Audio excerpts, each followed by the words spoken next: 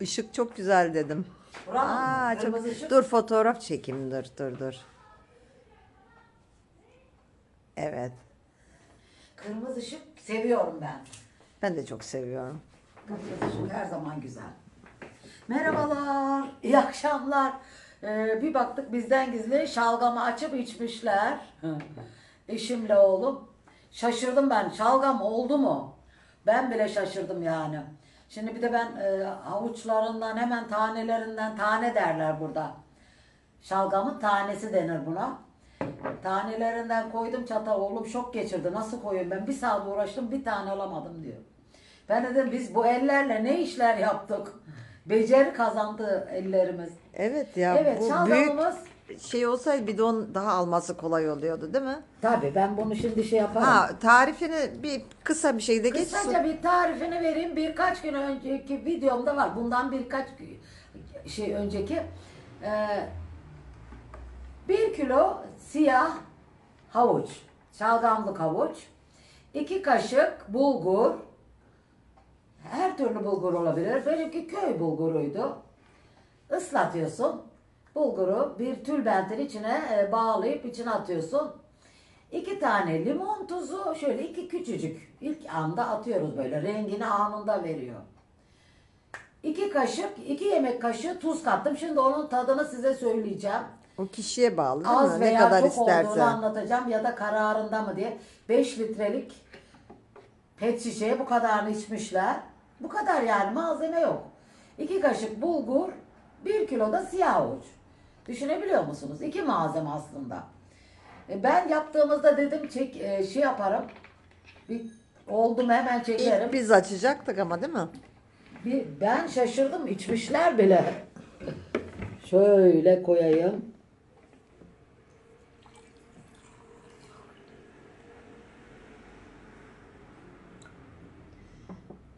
Tabii gündüz çekim olsa daha şey olur değil mi? Şalgamımız. Rengini veremiyoruz. Ya. Sen acaba uzaklaştırsan daha mı? Şu sarı ışıkta daha güzel olur herhalde. Sarı ışığa gidelim. Tadını nasıl? Şimdi Bakalım, tadına yorumunu sizin yap. için bakıyorum.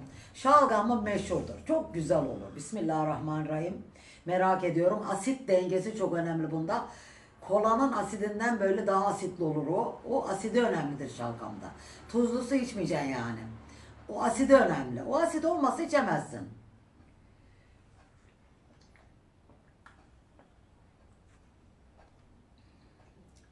Harika. 2 kaşık tuzu da çok iyi olmuş. Çok güzel olmuş. Tam Tanesinden de yiyelim şöyle. Onu ben çok severim. Bak, şalgam o kadar içemem de havucunu çok severim. Biz ona tane diyoruz. Nasıl? Kaç gün oldu?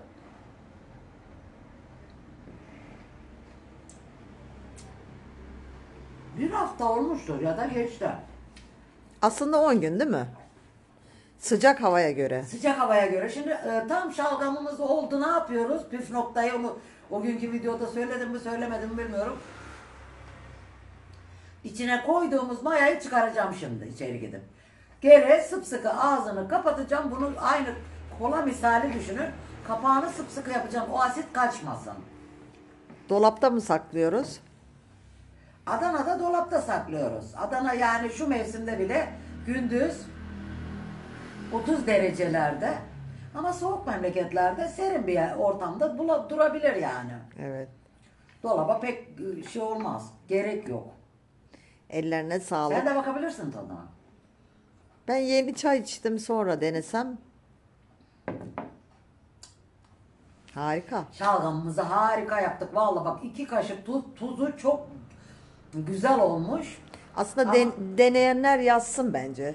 Evet, Hani kim- ben de yaptım, oldu desinler. Ya bunda ya daha önceki şalgamlarımda yapanlar zaten son anda böyle şey oluyor. Bu ağzında beyaz beyaz böyle mayalanmanın verdiği şey oluyor. O zaman olduğunu hemen anlarsınız.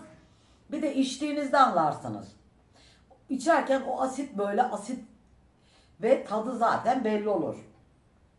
Şöyle bakarsanız havuç da yumuşuyor artık, yani yenecek kıvama geliyor. Böyle normal havuç gibi olmuyor. Aslında rengi çok güzel de akşam çekim olduğu için o kadar gösteremiyoruz. Çok harika.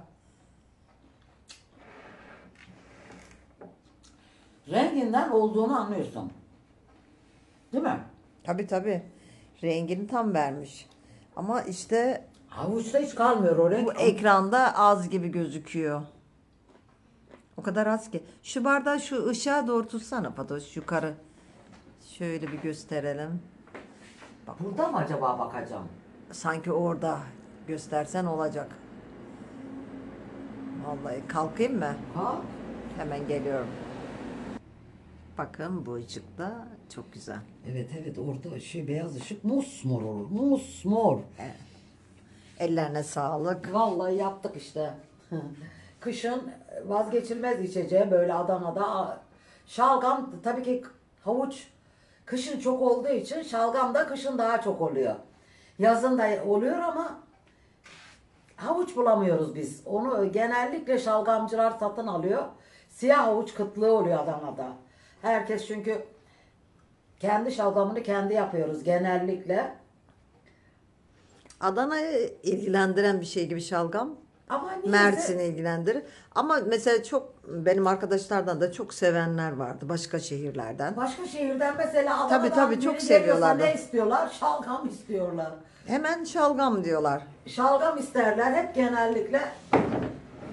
Heh, vallahi çok güzel. Oldu işte 5 dakikada. 5 dakikada olan bir şey yani. 5 dakikada yapıyorsun. Bir hafta dursun, 10 gün dursun. Baktınız soğuk bir memlekette misiniz? Daha bir ılık ortama koyun veya üstüne bir bez örtün. Kalın böyle. Çok soğuk memleketler için söylüyorum.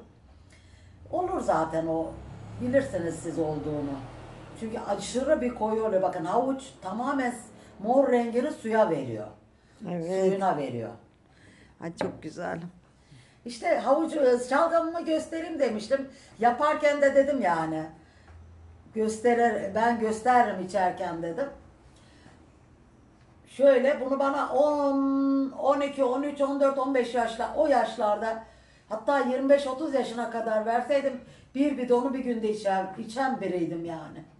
O kadar çok içen biriydim. Ben daha çok ayran, simit çok severdim. Ben şalgam simit, şimdi Adana'da meşhurdur şalgam simit. Şalgam satılan yerlerde mutlaka simit de olur. Şalgam simit, ayran simit diye sevenler Okulda var. tercihim ama benim şalgam değildi. Evet. Ayrancıydım ben. Çok aşırı bir şalgam seven biri. Ama şimdi ayran içemem. Değil mi? İşte değişiyor. Evet. İşte ben diyorum sana bunu. Daha önceki yaşlarımda verdiğinde tam şalgamı tanıdığım yaştan mesela 15, 20, 30 yaşlarına kadar diyorum ben bunu açtığım gece bitirirdim yani. Dayanamazdım. Öyle bir içme hastalığı Şu anda o vardı. kadar istemiyor canım değil mi? Şimdi o kadar içemiyorum. Çay çok içiyoruz ondandır. Ya tabii ki çay içersen 5 bardak. Ya bir de şalgamdan tabii ki yaş olunca tansiyon falan ama zaten çok faydalı bir içecek. Ben baktığımda o kadar büyük faydaları var ki. Tabii ki keşke okusaydın. Aynen hemen okuyorum. Benim şeyimde var çünkü. Canlı yayın gibi yapalım. Gel Şalgamın faydaları. Hemen şalgamın faydalarını okuyorum. Hani bazen zararlı zannediliyor. Öyle avı tuz değil yani. Turşu tuzu gibi değil. İçilecek nitelikte. Hani nasıl yemen tuzu öyle düşünün. Öyle tuzlu diye zararlı bir tuz oranı yok. 5 litrede 2 kaşık. Evet. Bir bardakta sana ne kadar denk Hemen geliyor? bir tane daha yap bari. Pazara gidince al. Aynen artık yapacağız mecburen. Şalgama hemen geliyoruz. Evet şalgam. Şalgam içeceğinin faydaları. Faydalarını ben orada yazmıştım. Çünkü şalgam bitkisi de var ya. Ama bizim burada o şalgam tanesini pek koyan yoktur. Tam böyle profesyoneller koyuyor ama hiç bana bunun sahibi söylemişti. Sadece havuç koyacaksın. Hiç gereği yok demişti. Başka bir bitki En şeyi meşhur olmuyor. şalgamı. Yanlış maddeler konuyor çünkü bunun içine. Kırmızı pancar koyan oluyor. Şalgam Korkunç oluyor bitkisi de tadı. olmuyor değil mi? Sadece siz havuç koyacaksınız. Şalgam bitkisini bulmak zor yani. Başka maddeyi pancar falan koyarsanız tadı bitti. Toprakımsı bir koku olur. Bak şalgamın bilinen en yaygın faydaları arasında düşük kalorisiyle uzun süre tok tutması ve kilo verilmesine yardımcı olmasıdır. Bununla birlikte şalgam kan şekerini dengede tutar. Sindirim sistemi için faydalıdır. Kalp hastalıkları riskini azaltır ve göz sağlığına da iyi gelir. Havuç ya. Çok çok faydalı bir bitki. Daha önce de yapmıştık. Bu videomdan bir iki video öncesine giderseniz zaten tamamen yapılış aşamaları da var. Şalgamı görünce ben aklıma düştü, hemen göstereyim dedim. Hem de hızlı oluyor, güzel Hızlı oluyor. oluyor işte. Benimki bir Ve hafta. hijyenik oluyor. Kendiniz yapıyorsunuz. Bence herkes bir denesin. Mis gibi kendin yapıyorsun. Başka yerden hiç ummana gerek yok. Böyle Adana'dan gelsin. Gelen şalgamlar da o kadar güzel olmayacak çünkü. Katıyorlar çünkü onu. Ben bunun için de yapıyorum. Asit dengesi içinde saklı kalıyor. Kapaklı Ama olması ve onlar sıkı büyük bir kapatacaksın. pet şişeye katacak. O asidin kaçma ihtimali var.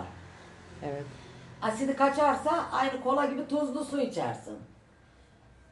Şekerli su içiyorsun ya, onda da aside gitti. Burada fermantasyon. Tabii fermentasyonu acayip oluyor. Onu tutacaksın. Evet evet. Harika. Bulgurunu çıkaracaksınız artık. Şimdi bulgurunu çıkaracağım. Olduğu an çıkaracağız. O artık bozulur. O bulgur içinde kalırsa bozulma yapar. Evet. Fermente ettiyse bitti artık o. Kendi kendine bu asit dengesi durur, bu kapağını sıkı kapatırsak. Böyle işte oldu şalgamımız.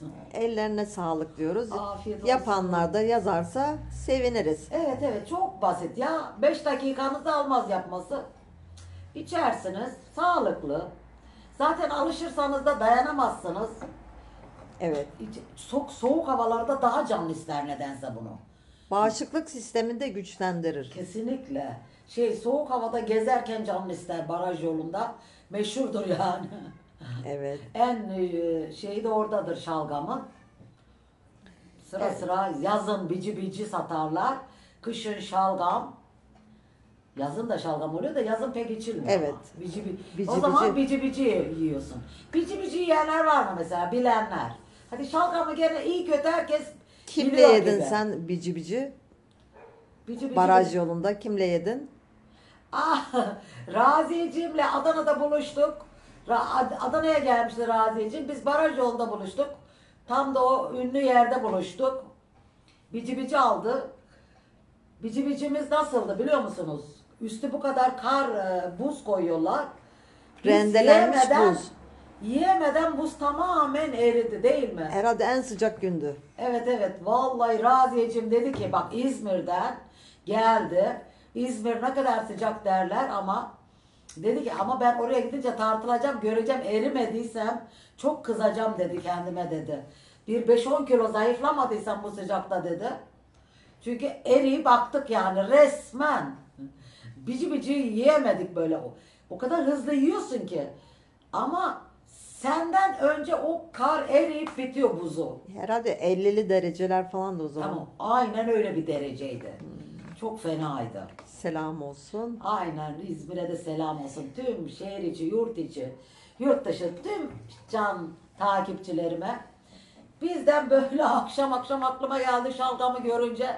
Hemencecik dedim çekeyim, şalgamımız olmuş. Bizi izleyin.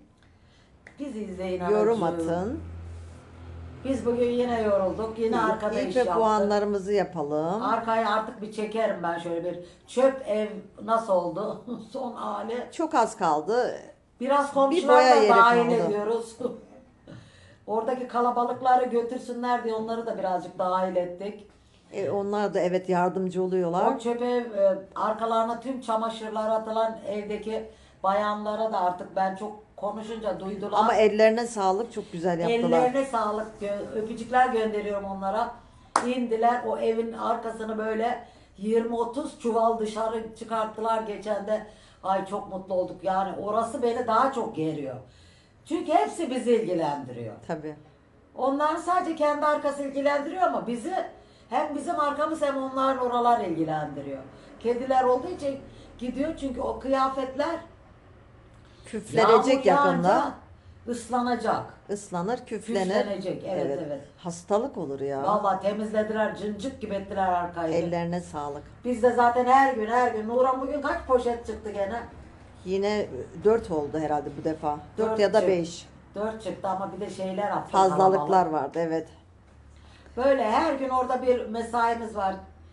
Mikrop kapmamak için ben çok çalışmadım ama ben kireç attım. 2-3 Kireç çok önemli.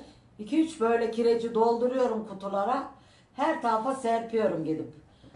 Benim işim kireçlemekti bugün. Her tarafa kireç atıyorum. Daha çok atacağım. Adana'dan selamlar, sevgiler. Bizi izleyin. Bak, başkalarını Yorumlarınızı izliyorsunuz, kırılıyoruz. Değil mi? Atarsanız hipe puan hiç yoktu dünkü videomda. Her şeyi görüyoruz değil mi? Beğeniler o kadar azdı. Şöyle giriverin, video atıldığında yorumunuzu yapın. Beğenin, sevdiklerinize gönderin ki. Yani bunu laf olsun diye söylemiyorum. YouTube öne çıkartmıyor videoyu. Yani çoğu takipçi bile göremiyor videoyu.